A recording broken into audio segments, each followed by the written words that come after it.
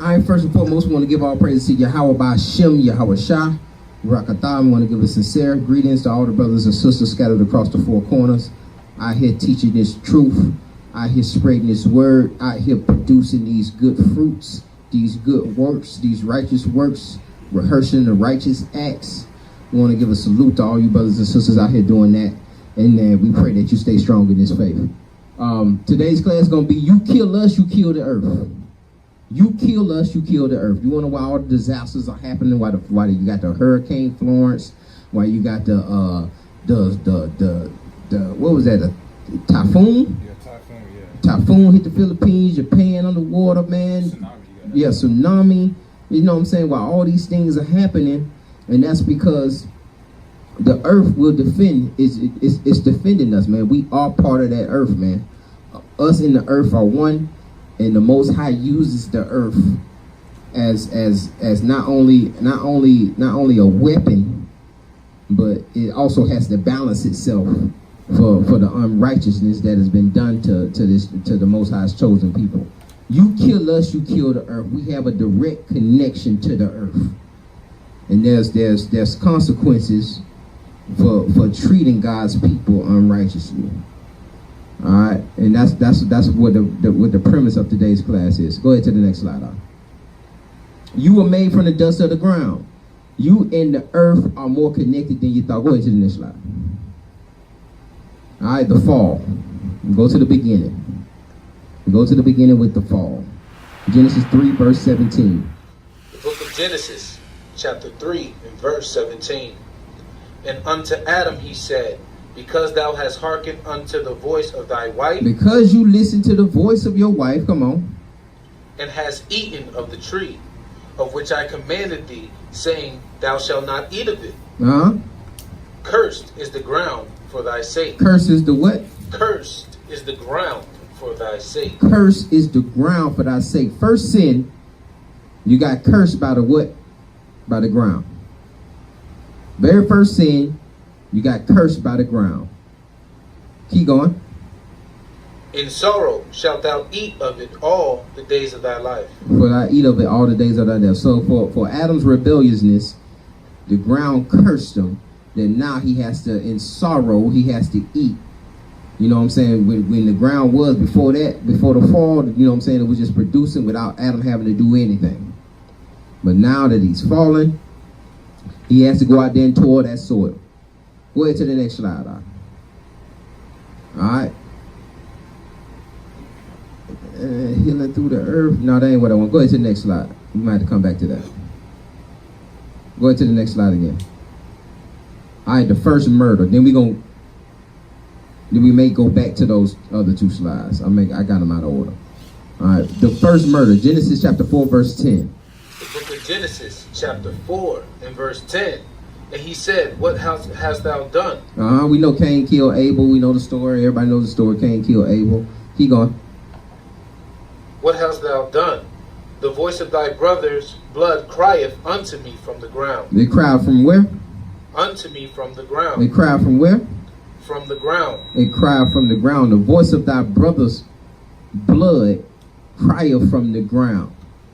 The ground is pretty much making that snitch. The ground is pretty much snitching. Pretty much going to the Most High, going directly to the Most High and saying, come get these fools down here, man. They out here killing each other. Come deal with these fools down here, man. You got the blood. Hey, keep going on that. Watch this. And now art thou cursed from the earth. And now thou art cursed from the earth. Come on. Which has opened her mouth to receive thy brother's blood from thy hand. Which have opened her mouth, man. The earth tastes this blood, man. All the blood that's shed goes into this earth, man. There's consequences for that. And then the earth sends that report to the Most High. Come get these fools. The earth will cry out for that innocent blood that was shed. Keep going. When thou tillest the ground, it shall not henceforth yield unto thee her strength. Now, not only with the first curse was you're gonna have to till the ground to get anything out the earth. Now the second curse is that the ground, when you till it, it's not gonna yield forth her strength. The ground ain't gonna be as strong as it used to be. It's not gonna produce the size fruits that it used to be. I know it was one scripture where it took like two Israelites to carry a cluster of grapes. Like the grapes were so big. You know what I'm saying? So you can even imagine before this time, right at before the curse, that it wouldn't yield to her. The earth wouldn't yield her strength unto Cain. Keep going. A fugitive and a vagabond shalt thou be in the earth. And that's what's happening now with the earth. It's not yielding forth. You know what I'm saying? It's not yielding forth nothing. It's not yielding forth nothing. That's why we eating these GMOs. That's why we eating this processed food. That's why we eating this fake rice, this fake cabbage. You know what I'm saying? This fake chicken. That's why we eating these things, because the earth is not yielding forth her strength. Because of the innocent blood, the blood that the earth has opened up her mouth and received, the innocent blood of these Israelites, she's not yielding forth her strength. Keep going. Go to the next slide.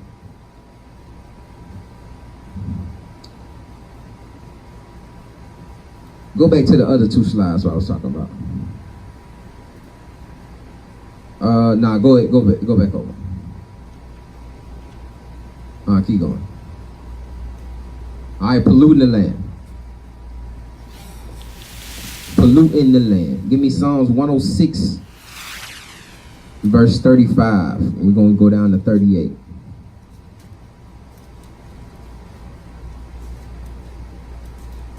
The book of Psalms, chapter 106, and verse 35. But we were mingled among the heathen, and learned their works. And they served their idols, which were a snare unto them. But we were mingled among the heathen and learned their works and served their idols. Keep going. And served their idols, which were a snare unto them. Yea, they sacrificed their sons and their daughters unto devils. They sacrificed their sons and daughters unto devils. Keep going. And shed innocent blood. And shed what? Innocent blood. And shed what? And shed innocent blood. And shed innocent blood. Keep going. Even the blood of their sons and daughters. Come on. Of their daughters, whom they sacrificed unto the idols of Canaan. And the land was polluted with blood. And the land was polluted with blood, man. America KKK is a land that's polluted with blood. Right? This is a land that's polluted with blood. Give me Joel 3:19. That song should remind me of that kind of connects to how where it says to sacrifice their sons and daughters, like how most of these holidays are for the children. To the con. Right. And they say it's for the kids. Right. Wow. That was the spirit. I ain't never thinking like that. Yeah, and most of it, and that's what we doing. We shed innocent blood. Usually say that. That's what my mom said. Yeah, it's for the kids, man. It's just for the kids. We just doing it for the kids. Don't take away Santa. Right. Let the kids eat this candy, man. It's Halloween. Let them eat the candy. Right. It's just for the kids, and that's what you doing, man. You shedding innocent blood. These kids are innocent. You sitting up here sacrificing them to these idols, and then you're leaving the land polluted with blood. Give me Joel 3:19. The book of Joel, chapter 3 and verse 19. Egypt shall be a desolation, and Edom shall be a desolate wilderness. For the violence against the children of Judah. So Egypt and Edom shall be a desolate wilderness for the violence that they have set against the children of Judah. Keep going. Because they have shed innocent blood. Because they did what? Because they have shed innocent blood in their land. Because they have shed innocent blood in their land. Keep going. But Judah shall dwell forever. Come on. And Jerusalem from generation to generation. Come on.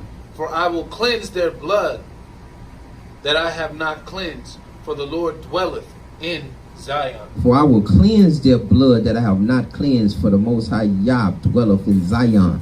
So we're going to deal with how that thing get cleansed. Go ahead to the next slide. How does one cleanse the land? How does one cleanse the land? Matter of fact, Shalaki, go ahead. Go back to them other two slides we had before. so we can deal with the healing through the earth. That's why I had that right there, because when we was talking about in that Genesis 4, when Cain got cursed and it wouldn't yield forth her strength, we're going to show certain examples of how the earth used to yield forth its strength, and how these, you know what I'm saying, these fruits and these vegetables and these herbs, and how, you know, holistic healing, and how a lot of these things were happening through the scripture. But we don't have it now because the earth is not really yielding forth the strength that it used to yield. All right, give me that in 2 Kings chapter 20, verse 1. The book of 2 Kings, chapter 20, and verse 1. Uh-huh. In those days was Hezekiah sick unto death. Hezekiah was about out of there. Come on. And the prophet Isaiah, son of Amoz, came to him, and said unto him, Thus saith the Lord, set thine house in order, for thou shalt die. So Isaiah come to him and say, look, man, get everything in order, get your will ready, get you know what I'm saying, whoever you gonna put, you know what I'm saying, in power after you, go ahead and arrange all those things, because you're dead. It's over with. Right? Keep going. And not live. Uh-huh. Then he turned his face to the wall, and prayed unto the Lord, saying, I beseech thee, O Lord, remember now how I have walked before thee in truth, and with a perfect heart. With a what kind of heart? In a perfect heart. Come on. And have done that which is good in thy sight. Uh-huh. And Hezekiah wept sore. So Hezekiah, once he heard Isaiah, man, he turned to the wall, you know what I'm saying, and start, you know what I'm saying, crying out to the Most High. And start crying out to Yahweh Hashem. And keep going. We'll see what happens. And it came to pass afore Isaiah was gone out into the middle of court. Isaiah done walked out already. Isaiah told him what was going to happen to him, and went on and walked up out of the Hezekiah started praying to himself. Keep going. And it came to pass afore Isaiah was gone out into the middle of court, that the word of the Lord came to him, saying, Turn again and tell Hezekiah, the captain of my people, Thus saith the Lord, come on, the God of David thy father, I have heard thy prayer, I have seen thy tears. So the Most High immediately tells Isaiah, go ahead and turn around, tell Hezekiah, I heard the prayer, and I'm about to deal with you, man. I'm about to deal with you. I heard your prayer. I seen you was upright. You had a good report. I checked the resume. You did what you were supposed to. You had the perfect heart. Go back in there. Tell them how we finna deal with them. Keep going. I have seen thy tears. Behold, I will heal thee. I will what? I will heal thee. On the third day thou shalt go up unto the house of the Lord. And I will add unto thy days 15 years. Come on.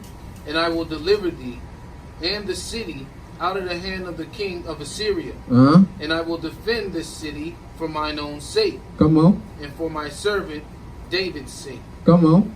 And Isaiah said, Take a lump of figs. And they took and laid it upon the boil, and he recovered. And Isaiah said, Take a lump of figs. See, the Most High said, I'm gonna heal you. But see, we dealing with where you have to, you know what I'm saying? We at a point now where the Most High, where you have to take action also. He's not just finna bop, and you healed. You're gonna have to take action. You're gonna have to meet him halfway. You're gonna have to do something. And there's a requirement to your healing. You're gonna have to have faith in what you and what he's telling you to do. Isaiah said, take a lump of figs, and they took it and laid it on a boil, and he recovered. So he pretty much took a fig bath. They done boiled some figs up and laid Hezekiah in the figs, and he was healed. Not only was he healed from his sickness, but he also gained another 15 years of his life. You know what I'm saying? He also gained another 15 years of his life. So he did that from the figs. And give me John 9, verse 6. We'll see another example of healing through the earth. There's several examples, man. There's several examples of healing through the earth. You know what I'm saying? Whether it was the lame brother who had to dip into the pool. You know what I'm saying? Right. There's several examples. Even in the book of Tobit, man, in Tobit chapter 11, you know what I'm saying? There was one where you had to take the gallbladder of a fish, and and some ashes. But there was healing. If you go and you research those things, that those things have drawing power, they have healing power in them. You know what I'm saying? Science have proven that those things actually will draw out certain sicknesses or draw out certain elements. Go ahead to John 9, verse 6. The book of John, chapter 9 and verse 6. When he had thus spoken, he spat on the ground and made clay of the spittle. This is when Yahweh Shai is healing the blind man. And he spat on the ground, and he made a clay of the spittle, of the spit. Come on. And he anointed the eyes of the blind man with the clay. And he put the clay over the blind man's eyes. Keep going. And he said unto him, Go wash in the pool of Siloam, which is by interpretation sent. So he said, go wash in that pool. Keep going. He went his way therefore and washed and came seeing. So he had no telling how long he had to go wash in that pool or what the distance was, but he had a clay. Yeah, how was it? Like he could have just healed him. Could have just said, "Boom, you heal." You know what I'm saying? Go ahead and you can see. You know what I'm saying? In some cases he did that. Some cases where people like the woman who had the blood issue, who grabbed his ZZs, or who grabbed his tassels, who grabbed his fringes, just grabbed the hem of his garment, right? She was healed he's like, you were healed because of your faith. Sometimes too, man, you know what I'm saying, even in the medical field, they will give you sugar pills. I forget the name of those. Placebos.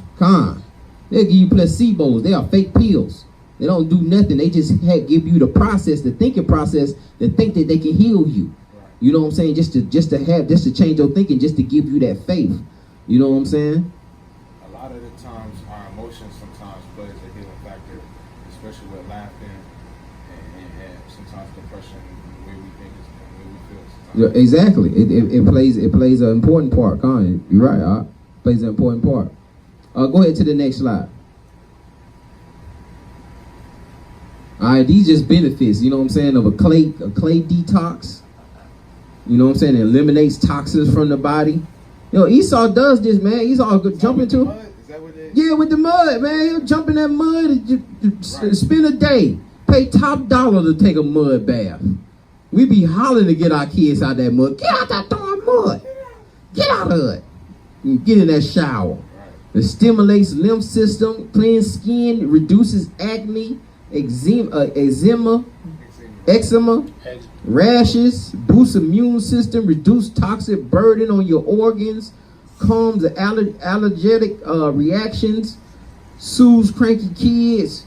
See what I'm saying? That's when kids, when they're making them mud pies, they calm, man. Yeah. You don't never see a kid hollering making mud pies or messing with the cups or just making themselves dirty. You don't never, they calm. I ain't said that's quiet. You know what I'm saying? In mischief, reduces stress and anxiety, gentle detox.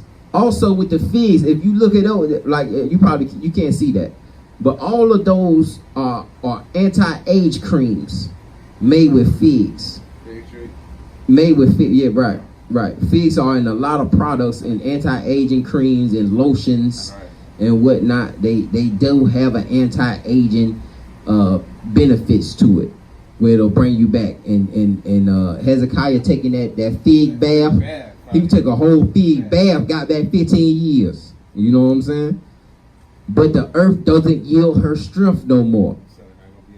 No, man, you put that lotion on, you rub that lotion on you all day. You might get one little crow toe off from the corner of your eye. Go ahead to the next slide up. Keep going. Keep going.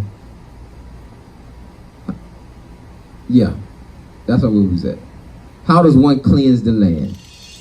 Right? We know that the land is polluted. We know that blood has defiled the land. How do we cleanse it? Genesis chapter 9, verse 6. The book of Genesis, chapter 9, and verse 6. It's going to be hard to eat. A lot of Christians ain't going to be able to eat this one. Come on. Whoso sheddeth man's blood, by man shall his blood be shed. Whoever shed of man's blood, by man shall his blood be shed. Come on. For in the image of God made he man. In the image of Yahweh, in the image of Elohim, made he man. Give me Numbers chapter 35, verse 33. Whoever shed of man's blood, his blood must be shed. The book of Numbers, chapter 35 and verse 33. Come on. So ye shall not pollute the land wherein ye are. You shall not pollute the land wherein you are. Come on. For blood it defileth the land. What defiles the land? For blood defileth the land. Blood defiles the land. Keep going. And the land cannot be cleansed of the blood that is shed therein, but by the blood of him that shed it. But by the blood of him that sheds it. So the blood that have defiled the land cannot cleanse, the land cannot be cleansed unless the blood that is shed therein, but by the blood of him that shed it, man. So that person, whoever shedding that blood, those people must be killed in order to cleanse the land. And that's what you see in the day with these alligators jumping on these Edomites, man. These storms taking these Edomites out, man. You seeing that the earth has to rebalance itself, man, and has to cleanse itself. You know what I'm saying? And that's what's going to happen also when Yahushua returns. You know what I'm saying? To get the earth back balanced, all those Esau gotta be slayed. All those other nations have to be slayed. They have to be slayed. That blood has to be shed, man, because of the blood that they shed that defiled the land. Go ahead to the next slide. Oh, no, keep going on that, huh? Defile not therefore the land which ye shall inhabit, wherein I dwell. Where who dwells? Wherein I dwell. Where Yahweh dwells with you. Come on. For the Lord dwell among the children of Israel. For the Most High Yah dwells among the children of Israel. So you don't want to be defiling the land. Once you defile the land, he's not going to dwell there anymore. Like, he's not going to dwell in the mirror. It's defiled. He's not going to dwell here. You see what I'm saying? Just like he's not going to dwell in us when we defile our temples. So when we defile our lands, wherever we dwell, if we defile our lands with the innocent blood of Native Americans, innocent blood of the transatlantic slave trade, you know what I'm saying? All the innocent blood of Israel, that blood has to be, it has to be cleansed, and it only can be cleansed by the blood of those who shed it. You know what I'm saying? So those things has to happen, man. He that killeth with the sword must be killed with the sword. Right? Go ahead to the next slide. All right, polluting the land again. Give me Isaiah 24, verse 4. The book of Isaiah, chapter 24. And what we're doing now is just showing you that there's two ways to pollute the land. One way is polluting the land is with shedding innocent blood. Another way is through transgressions.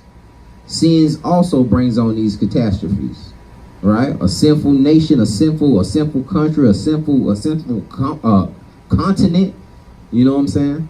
We'll bring forth these catastrophes, man, and these earthquakes and these hurricanes and these fire tornadoes and California being on fire. Those things going to happen to a sinful nation, man, because of your transgressions. We're going to show that polluting the land through transgressions. Isaiah 24, verse 6. The book of Isaiah, chapter 24 and verse 6. Or you want me to start at 4? Verse 4, Shalaki.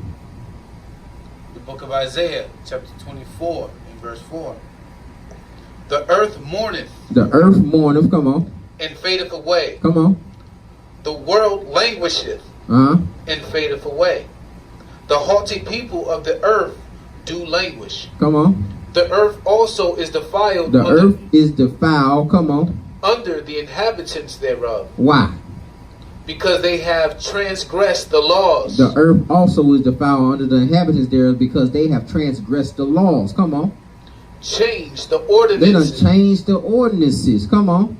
Broken the everlasting covenant. And they don't have no respect for the covenants of our forefathers. Come on. Therefore has the curse devoured the earth. And the curse is now devoured the earth. Come on. And they that dwell therein are desolate. Therefore the inhabitants of the earth are burned. The inhabitants of the earth are what? are burned, They are burned. Come on. and few men left. And few men are left, man. Give me Leviticus chapter 18, verse 25. Another precept on the transgressions polluting the land. The book of Leviticus, chapter 18, and verse 25. And the land is defiled, Uh-huh. therefore I do visit the iniquity thereof upon it, and the land itself vomiteth out her inhabitants. And the land itself vomiteth out her inhabitants, man. The land is defiled, therefore I do visit the iniquity, therefore upon them. Go ahead to the next verse. Ye shall therefore keep my statutes and my judgments, Uh-huh. and shall not commit any of these abominations, neither any of your own nation, Uh-huh. nor any stranger sojourneth among you. Come on. For all these abominations have the men of the land done, which were before you, Uh-huh. and the land is defiled. So all the men that before you have done these abominations, and now the land is defiled. Keep going. That the land spew not out also when ye defile it, as it spewed out the nations that were before you. And so you don't want to defile the land, so the land will spew you not out. Also, when you defile it, as if like the other nations got spewed out before you. Keep going.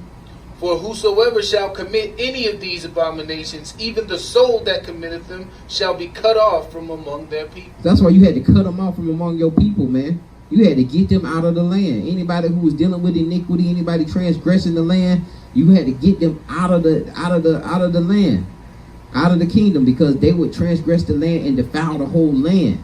It was, man, the whole land was. It was an incident where the whole land was in famine because of one individual, one family stealing something, stealing that Babylonian garments and money. and some money. And they end up people dying off. Exactly, the whole land went into famine because of Exodus. because of one individual, man. So you want to get those individuals out of the land, because it'll defile the whole land, man. It'll defile, nothing. It'll be a desolate land, man. We'll be out here starving. Keep going. Therefore shall ye keep mine ordinances, that ye commit not any one of these abominable customs which were committed before you, Uh-huh. and that ye defile not yourselves therein. I am the Lord your God. Go ahead to the next slide. Give me Hosea chapter 4.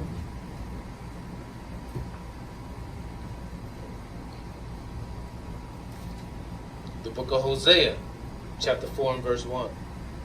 Hear the word of the Lord, ye children of Israel. Come on. For the Lord has a controversy with the inhabitants of the land, We had a controversy with the inhabitants of the land. Come on. because there is no truth, nor mercy, nor knowledge of God in the land. Uh-huh.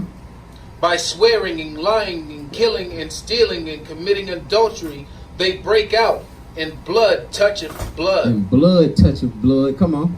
Therefore shall the land mourn, Therefore the land gonna mourn. Come on, it's gonna cry out, just like it cried out when Cain killed Abel. You know what I'm saying? It's gonna cry out, it's gonna mourn up to the Most High. Come on. and everyone that dwelleth therein shall languish. Come on.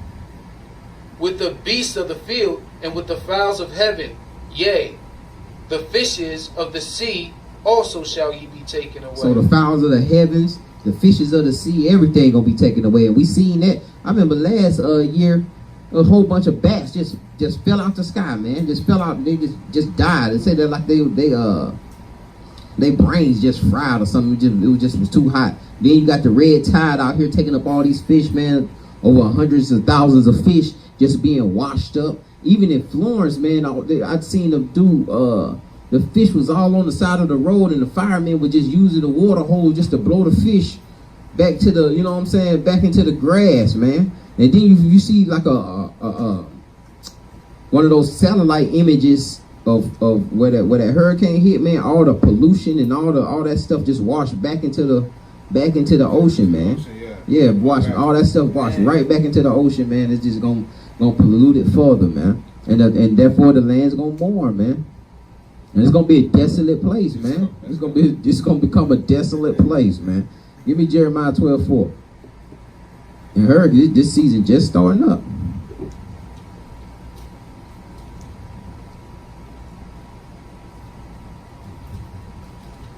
The book of Jeremiah, chapter 12, and verse 4. How long shall the land mourn, and the herbs of every field wither? Mm-hmm. For the wickedness of them that dwell therein, the beasts are consumed, and the birds, because they said, he shall not see our last end. So how long shall the land mourn? The herbs of every field wither for the wickedness of them that dwell in. So you're like the wickedness that's going on in this nation. Everything is withering, man. You don't see no bees no more. How many times you seen a bee this year? You know what I'm saying? This past summer, man, you seen them little fat bumblebee or them little honey bees. You ain't seen them bees nowhere, man. So ain't nothing being pollinated. Go ahead to the next slide. Fixing the mistakes of our forefathers. All right, fixing the mistakes of our forefathers. Trying to get the land back into in order.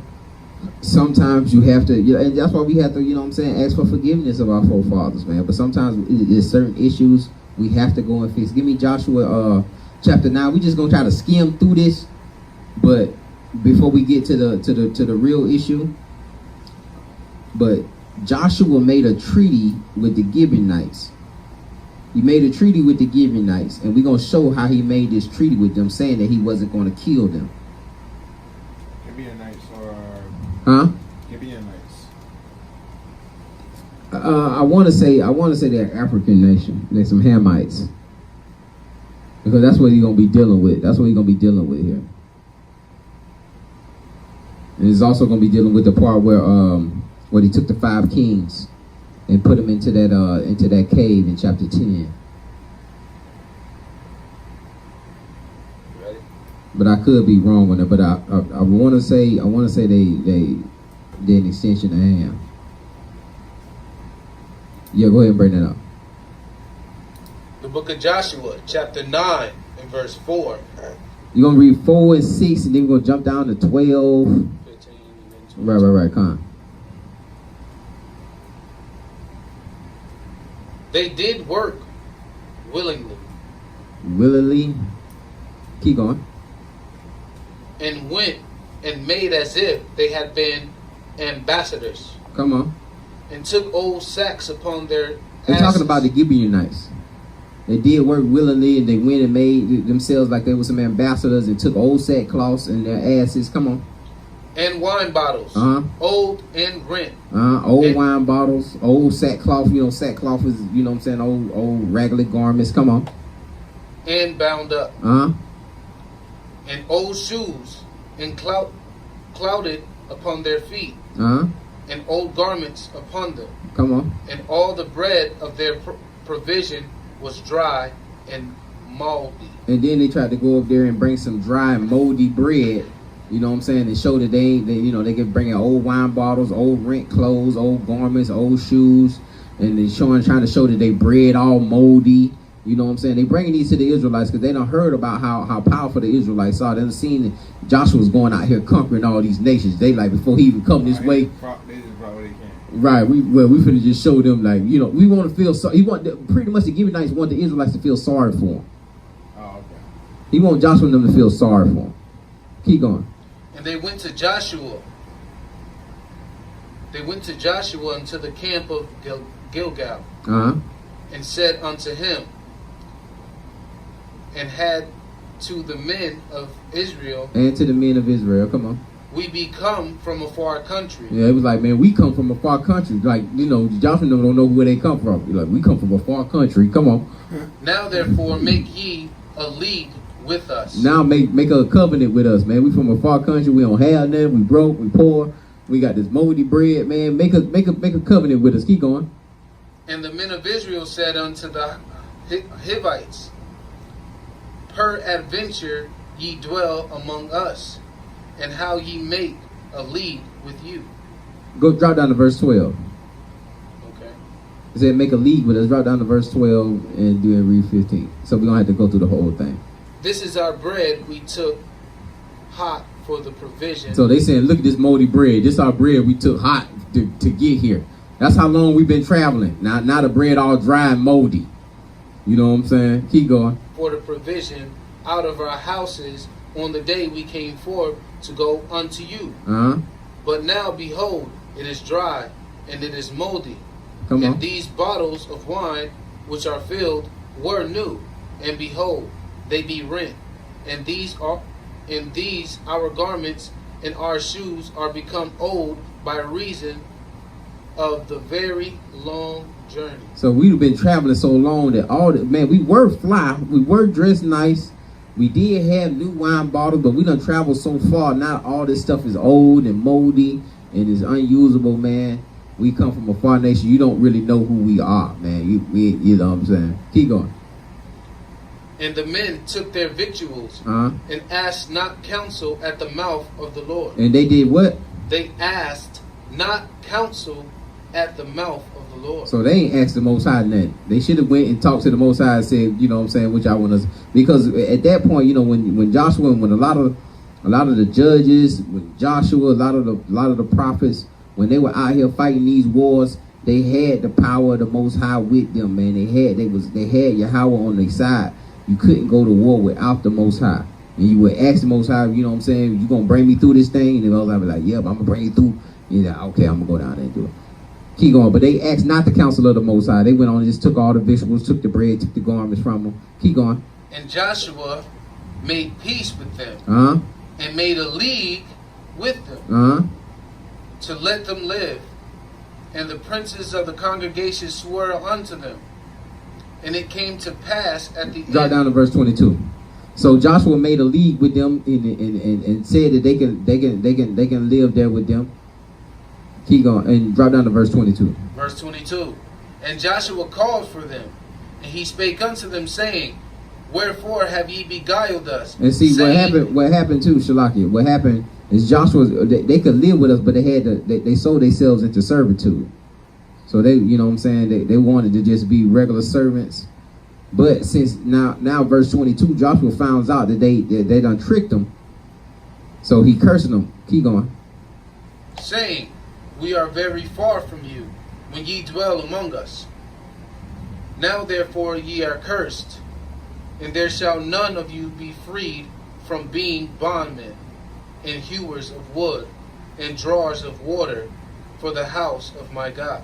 So now Joshua cursed them that none of them should be freed. None of the Gibeonites should be freed from among them. It will always be bondmen and drawers of water and hewers and choppers of the wood, firewood. You know what I'm saying? It will always be that for the house of Yahweh. You know what I'm saying? He made that covenant with them, made that league with them. Say that's what y'all gonna do. But he ain't gonna kill them. They made not to kill them because they made a covenant with them. And with the Most High that they wouldn't kill them, that they would make them servants. Go ahead to the next slide. Now Saul's zeal causes famine. 2 Samuel verse 21. When Saul became king, he grew up. He heard that story about them Gibeonites. As soon as he got power, he like, nah, I'm killing y'all. Y'all gotta die. Y'all gotta die for that. I ain't with all that. I ain't made no covenant. Y'all gotta die. And when David gets power after Saul, this is where we at. David's getting power after Saul, but Saul's zeal caused the famine. Go ahead to 2 Samuel 21. The book of 2 Samuel chapter 21 and verse 1. Then there was a famine in the days of David 3 years. Year after year, David inquired of the Lord, and the Lord answered, It is for Saul. So 3 years, there was a famine, and David was asking the Most High, why is there a famine? Why is there a famine? And he said, and the Most High answered, man, it's Saul, man. Saul is the reason. Keep going. And for his bloody house, because he slew the Gibeonites. He slew the Gibeonites. Go ahead. And the king called the Gibeonites and said unto them, Now the Gibeonites were not of the children of Israel, but of the remnant of the Amorites. They was of the Amorites. And the children of Israel had sworn So unto Salakia, them. they wasn't from Ham, they were from the Amorites. Keep going. And the children of Israel had sworn unto them, and Saul sought to slay them in his zeal to the children of Israel and Judah. And the children of Israel had made a league with them, and Saul sought to slay them through his zeal. Keep going. Wherefore David said unto the Gibeonites, What shall I do for you? So David said, you know what I'm saying, how can I fix this? What can I do? What can I do to fix this? What can I do to fix this issue, man? I know Saul came out here and killed you, and I know the Most High is putting a famine on us for the past 3 years for what Saul has done. Keep going. And wherewith shall I make atonement, that ye may bless the inheritance of the Lord? Come on. And the Gibeonites said unto him, We will have no silver nor gold of Saul, He said, so the Gibeonites said, man, we don't want no money from Saul. Come on. nor of his house, neither for us shalt thou kill any man in Israel. He said, and then we don't want you to kill no man in Israel. Come on. And he said, What ye shall say that I will do for you? Uh-huh. And he answered the king, and the man that And they answered the king. Come on. the man that consumed us and that devised against us that we should be destroyed from remaining in any of the coast of Israel. Keep going. Let 7 men of his sons be delivered unto us, and we will hang them upon the Lord in Gibeah of Saul, whom the Lord did choose. And so the Gibeonites said, we don't want no money. We don't want nothing from Saul. We want 7 of Saul's kids, man. 7 of Saul's grandkids. 7 of Saul's sons. We want 7 of them. And we want you to hang them for Yahweh. We want you to hang them in front of them. You know what I'm saying? Because the Most High did choose. That's who the Most High did choose. We want Saul's sons, man. He the one who shed his blood. And that's what I'm saying. To cleanse the land, those who shed that innocent blood, their blood must be shed. Go ahead to the next verse. And the king said, I will give them. And the most honorable David said, I'm gonna give them to you. I'm gonna give you your 7 sons. I'm gonna give you his 7 sons, man. Drop down to verse 14. Verse 14. And the bones of Saul and Jonathan, his son, buried they in the country of Benjamin in Zelah, in the sepulchre of Kish, his father. And they performed all that the king commanded. And they performed everything that the king commanded, man. They hung them 7 sons. David hung them 7 sons for him. And after that, God was entreated for the land. And after that, the Most High God entreated the land, and he lifted the famine up. Right? And he lifted the famine. Go ahead to the next slide.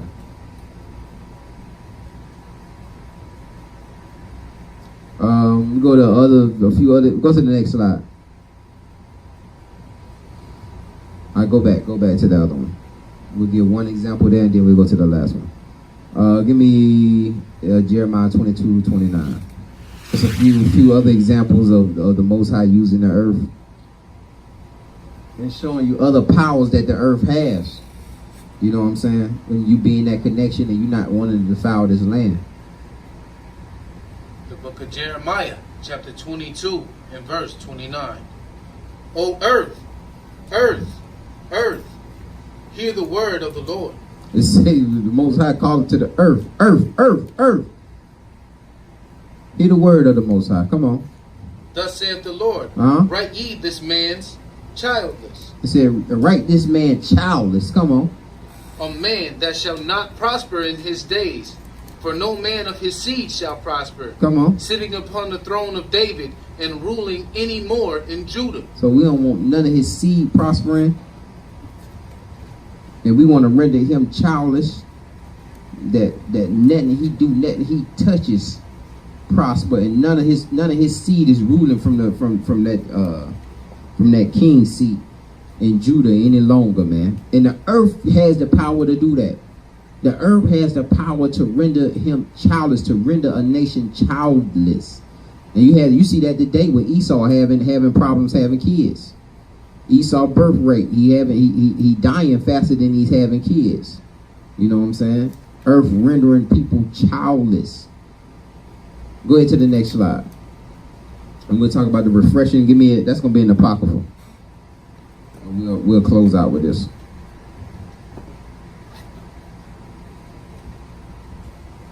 Second Esdras. The book of Second Esdras, chapter 11, and verse 39.